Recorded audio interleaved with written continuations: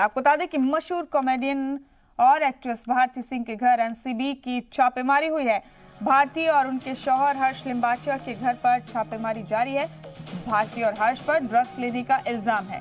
जराये के हवाले से बड़ा अपडेट आप तक पहुंचा रहे हैं।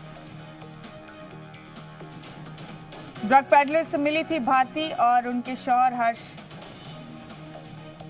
आपको बता दें कि खुफिया खबर मिलने के बाद भारती और हर्ष के घर छापेमारी की गई। बड़ा अपडेट इस वक्त का मुंबई से आपको बता रहे हैं। कॉमेडियन भारती सिंह और उनके शौहर हर्ष लिंबाचिया के घर पर छापेमारी की कार्रवाई जारी है। एनसीबी ने कार्रवाई की है। भारती और हर्ष पर ड्रग्स लेने का इल्जाम है। जराये के हवाले से बड़ा अपडेट आपको पहुंचा रहे हैं।